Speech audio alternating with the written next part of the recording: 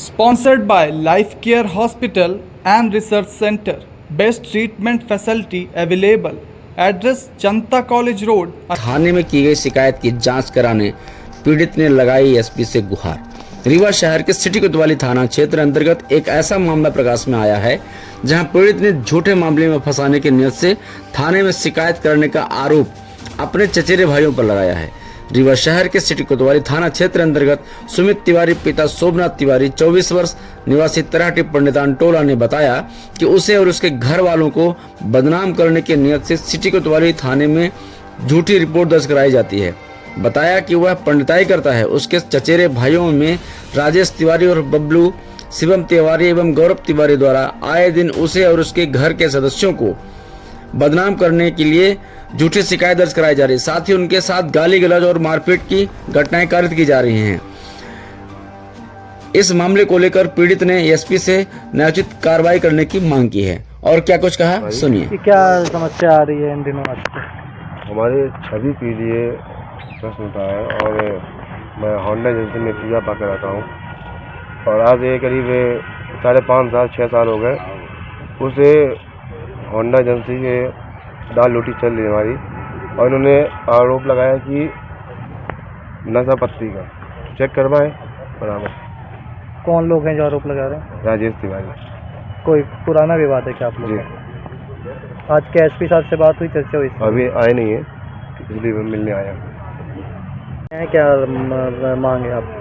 हमारी मांग ये है कि निष्पक्ष जानकारी जांच करवाई जाए। सुमित तिवारी के नाम से कल राजेश तिवारी उर्फ बबलू तराटी पंडितान टोला निवासी हैं, जो कि कल स्वयं हमारे घर पे आए और सुमित तिवारी से विवाद किया और विवाद करने के बाद काफ़ी गाली गलौज किए और रह करके हर बार यही सारी चीज़ें बोलते हैं कि हम फंसा देंगे, ये सारी चीज़ें करेंगे।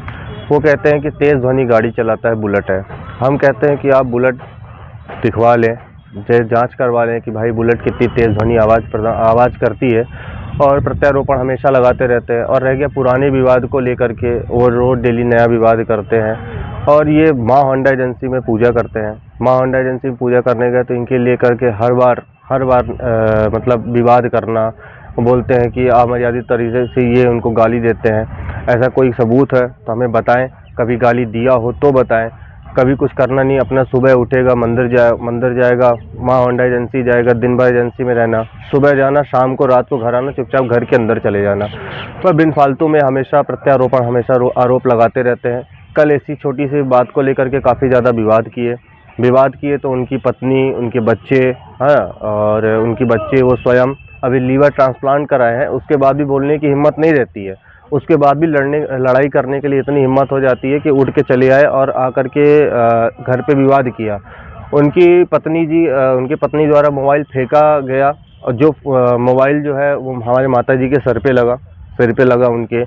और उसके बाद भी जाकर के कल थाने में आवेदन देकर आए कि ये उनके साथ गाली गलौज करता है, ये उनके साथ मारपीट करने के लिए उतारू था। वो आए स्वयं घर पे विवाद करने के लिए, स्वयं उपस्थित हुए, सब सारी चीज़ें लिए, चाहे बच्चे से होकर के, चाहे बड़े से लेकर के, चाहे कोई भी हो। और उनके बचाव में वो गौरव तिवारी कल स्टेटमेंट दे रहे थे, बयानबाजी कर रहे थे कि नशा इत्यादि का सेवन करता है। शिवम तिवारी वो कल स्टेटमेंट दे रहे थे एचबीएन न्यूज़ चैनल के माध्यम से हमें जो प्राप्त हुआ कि ये नशा इत्यादि करता है। हम कहते हैं इसका मेडिकल करवाया जाए। अगर दिन भर अगर नशे में रहेगा तो पंडिताई का व्यापार, पंडिताई का करता है तो 4 लोग अगर पंडिताई के लिए बुलाते हैं तो कोई भी नहीं बुलाएगा, सबसे पहली बात। और दूसरी चीज, मेन मुख्य वजह क्या है परिवार के बीच?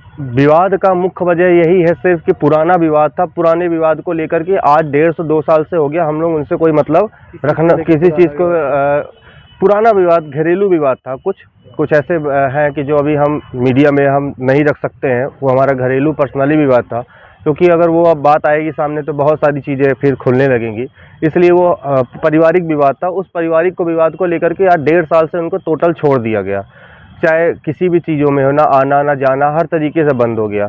उसके बावजूद भी ये बस स्टैंड अगर जाएंगे तो उनके बस स्टैंड जाने में आपत्ति होती है। ये कुछ भी करे बस स्टैंड में, वहाँ जाएंगे तो आपत्ति बिन फालतू में प्रश्नावली करते हैं कि क्यों आया तो हमको बाहों दिखा रहा था, हमको गाड़ी दिखा रहा था, हमारे सामने बुलेट तेज से चला रहा था। भाई आप देख लीजिए, भाई हमेशा ये धोती कुर्ता में रहते हैं, कितना तेज गाड़ी चलाएंगे, कितना तेज कहाँ से कहाँ क्या करेंगे, यही सारी चीज़ें हैं। कौन पुराने लगा रहा है ये आरोप? ये आरोप राजेश तिवारी बबलू, तरहेटी पंडितान टोला निवासी, सन ऑफ केदारनाथ तिवारी, स्वर्गीय श्री केदारनाथ तिवारी। अब क्या चाहते हैं आप लोग? हम चाहते हैं कि इसमें निष्पक्ष पूर्ण जानकारी लें और जो है उचित है वो उचित करें। हम तो एसपी साहब को आवेदन देने इसीलिए आए थे कि भाई निष्पक्षता पूर्वक आप जांच करें।